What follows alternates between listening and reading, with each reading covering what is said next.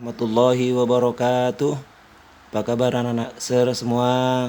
Mudah-mudahan dalam keadaan sehat walafiat dan selalu dalam lindungan Allah Subhanahu wa taala. Berjumpa kembali dengan Sir Musli dalam pembelajaran Pendidikan Agama Islam dan Budi Pekerti SDT Nurul Ilmi, masih dalam suasana belajar dari rumah, pembelajaran jarak jauh. Mudah-mudahan tetap semangat anak-anak semua, khususnya yang kelas 1 ya. Kita akan melanjutkan pelajaran kita. Seperti biasa kita awali pelajaran kita dengan mengucapkan basmalah, bismillahirrahmanirrahim, dan doa sebelum belajar. Rabbi zidni ilma warzuqni fahma, amin ya rabbal alamin. Baiklah anak-anak semua, setelah kita mempelajari tentang hadis menuntut ilmu ya, kemudian kita mempelajari tentang doa sebelum belajar dan juga doa sudah belajar, kita lanjutkan materi kita masih berkaitan dengan belajar, yaitu tentang rajin belajar, yang mana tujuan pembelajarannya yaitu membiasakan membaca doa sebelum dan sudah belajar dan mengetahui makna doanya, doa tersebut yang kita baca sebelum dan sudah belajar, serta meyakini pentingnya berdoa sebelum dan sudah belajar ya, dan membiasakan belajar membaca dan menulis sesuai dengan pengamalan Al-Quran surah Al-Alaq ayat 1 sampai dengan 5. Baiklah anak rajin belajar ya, ini bisa dilihat di dalam buku PAI-nya di halaman 21, itu ada penjelasan tentang rajin belajar, sikap rajin belajar ya, yaitu rajin belajar adalah tekun dan ulet, bersungguh-sungguh terus-menerus melakukan suatu kegiatan. Rajin berarti menggunakan waktu dengan sebaik-baiknya, melakukan hal yang berguna tanpa ada rasa malas. Nah, itulah pengertian rajin ya.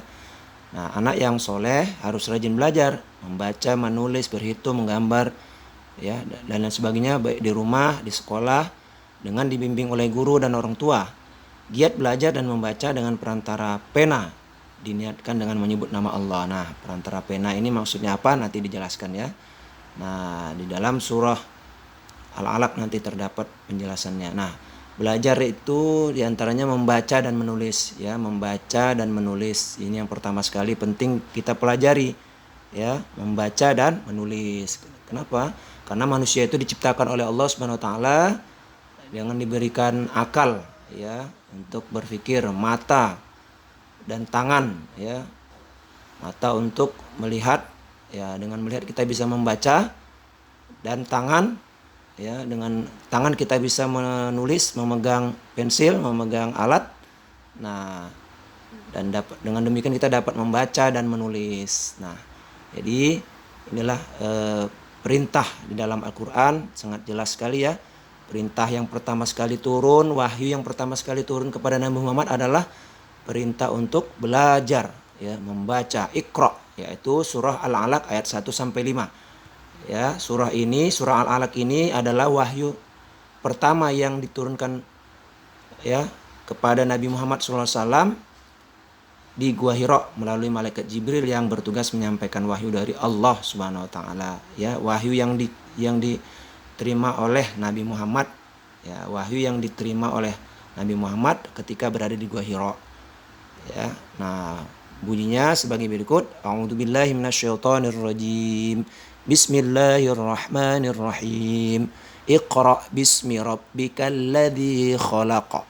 Khalaqal insana min 'alaq. Iqra wa rabbukal akram. Alladzi 'allama bil qalam. 'Allamal insana ma lam ya'lam. Shadaqallahul 'azim.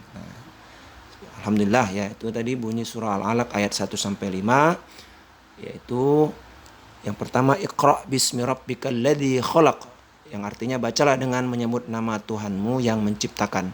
Khalaqal insana min 'alaq, dia telah menciptakan manusia dengan segumpal darah.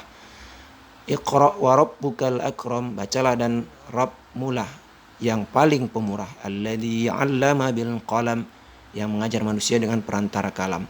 'Allamal insana ma lam ya'lam, dia mengajarkan kepada manusia apa yang tidak diketahuinya. Nah, alhamdulillah ini merupakan surah Al-Alaq ayat 1 sampai 5, yaitu wahyu pertama yang diterima oleh Nabi Muhammad ya, yaitu perintah untuk belajar membaca.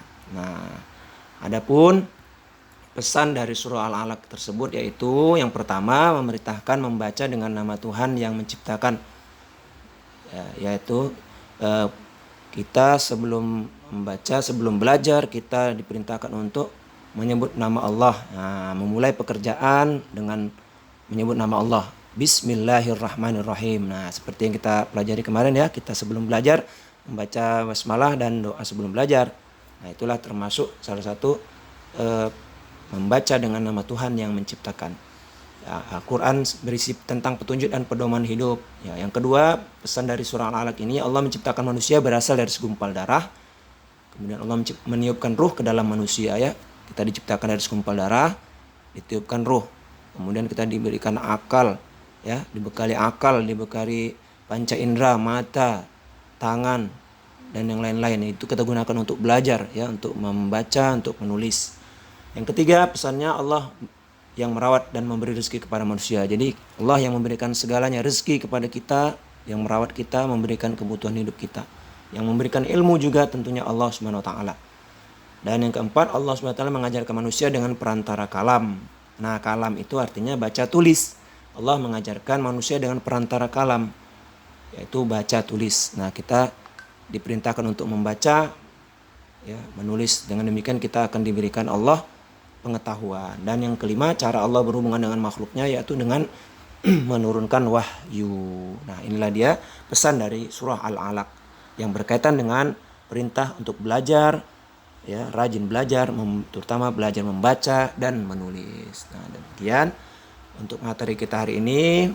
Mudah-mudahan bermanfaat seperti biasa. Untuk kegiatannya yaitu yang pertama, tuliskan di buku tulis PAI kamu pesan dari surah Al-Alaq ayat 1 sampai 5. Dan yang kedua, bacakan surah Al-Alaq 1 sampai 5 ya, direkam ya kegiatan membaca tersebut dalam bentuk video lalu kirimkan ke Acer ya. Jadi kegiatannya yaitu membaca dan menulis ya, membaca surah Al-Alaq ayat 1 sampai 5 dan menuliskan pesan yang terkandung dari surah Al-Alaq ayat 1 sampai 5. Itu saja untuk kegiatan PAI hari ini, mudah-mudahan bermanfaat. Lebih kurang mohon maaf dan terima kasih. Tetap semangat ya, dan mudah-mudahan tetap sehat semuanya. Amin ya rabbal alamin. Kita tutup dengan ucapan hamdalah. Alhamdulillahirabbil alamin. Assalamualaikum warahmatullahi wabarakatuh.